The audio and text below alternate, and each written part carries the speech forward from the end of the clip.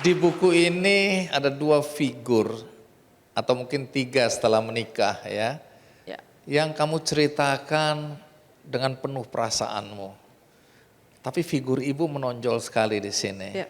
Nah, bisa kamu deskripsikan bagaimana kamu menilai sosok mama dalam kehidupanmu? Ketika saya ditinggal, papa saya meninggal saya umur 2 tahun, mama begitu berkorbannya untuk membesarkan anaknya. Dan pada saat itu saya di keluarga saya paling bungsu. Dari Saya anak berapa ketiga bersaudara? dari 3 bersaudara dan bedanya 17 tahun dengan kakak saya. Jadi kakak saya pertama itu bedanya 18 tahun dengan saya, yang kedua tuh 17 tahun dengan saya. Jadi saya seperti anak sendiri tunggal di rumah. Dan karena mama juga nggak punya apa-apa, pada akhirnya harus berjuang sampai mama ya jahit kami keadaan ekonomi kami yang sangat-sangat sulit. Dan saya di kampung di Manado, tapi mama rela mendukung apa yang saya cita-citakan, yaitu menjadi seorang pemain bulu tangkis. Hingga kami merantau dari Manado ke Jakarta di usia 8 tahun. Waktu itu saya 8 tahun untuk saya bisa ada sekolah bulu tangkis yang baik. Jadi mama ini adalah faktor penting yang mendukung karirmu ya. Jadi mama yang mendorong kamu sampai ke Jakarta. Mama adalah seorang mama, tapi nilai yang diajarkan kepada saya itu yang membuat saya ada sampai sekarang, dan fondasi yang tercipta pada diri saya itu dari dia. Ada adegan yang menarik di dalam buku ini. Ya. Ketika ikut dalam satu kejuaraan ya, naik bus dan mama rela duduk di lantai bus untuk mengantarkan kamu. Itu kejuaraan apa itu? Waktu itu di Surabaya, Bang.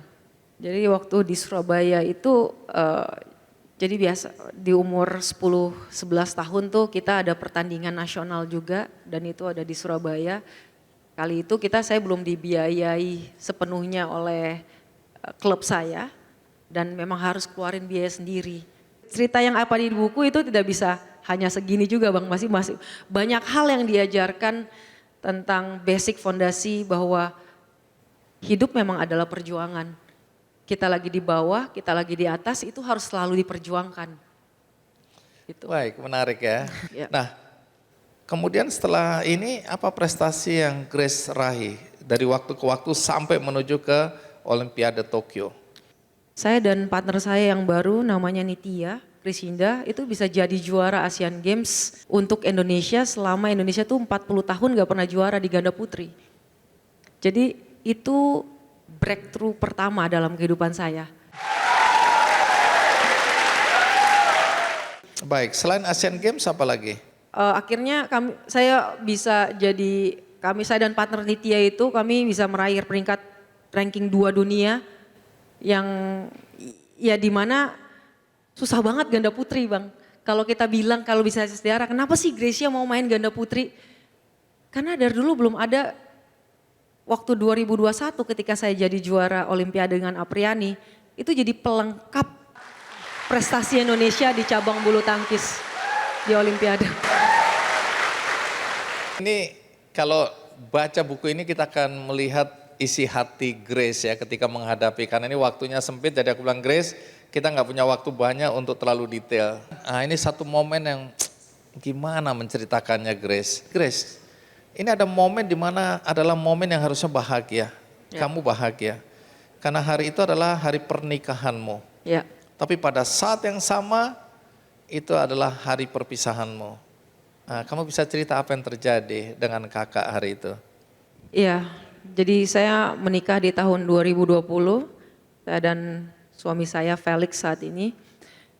Dan di Desember 2020 yang kakak saya tuh terserang COVID, dan sementara berjalan persiapan pernikahan, pemberkatan saya di jam 4 sore, dia bilang dia mau mengusahakan balik sebelum pemberkatan, karena dia kan yang akan mengantar saya bawa ke El pada saat itu. Mewakili papa lah ya, iya, orang mewakilin tua. orang tua karena kakak saya, dan saya sangat cinta sama kakak saya. Dan pada saat itu ketika Dia bilang bahwa nggak bisa, ini antigen masih reaktif, PCR itu keadaannya penuh, semua rumah sakit manapun yang terdekat penuh, yang jauh juga penuh. Kami udah telepon kerabat kami dan sebagainya, nggak bisa. Akhirnya dia bilang ya udah, siapa tahu, saya tunggu sampai resepsi jam 7 malam. Akhirnya dia miss di pemberkatan, resepsi, dan dia selalu kirim di WhatsApp grup tuh keluarga bahwa ini keadaan dia sekarang.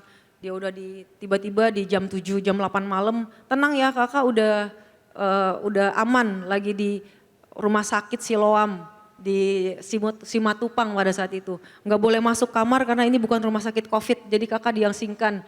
Udah dimulai dipakein alat bantu pernapasan pada saat itu. Wah kita udah sampai lagi acara pernikahan gitu, wah ini kakak udah pakai alat bantu dan sebagainya. Sampai pada akhirnya saya kelar menikah, resepsi kami kelar jam 10, balik ke kamar masing-masing.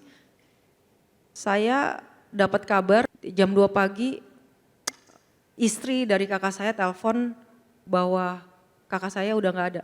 Beliau meninggal, saya nggak tahu lagi saya mau ngapain pada saat itu di saat hari yang bahagia, tapi saya udah nggak bisa bagi. Sekarang saya juga nggak bisa kasih gambaran gimana perasaan saya pada saat itu, karena yang saya rasa tuh numb. Saya just felt numb pada saat itu, Bang. Jadi karena saya harus latihan, saya harus kembali dengan keadaan yang mati rasa. Baik. Dan harus bertanding menuju ke Thailand dan harus itu poin untuk menuju ke Olimpiade. Jelajahi cara baru mendapatkan informasi. Download Metro TV Extend sekarang.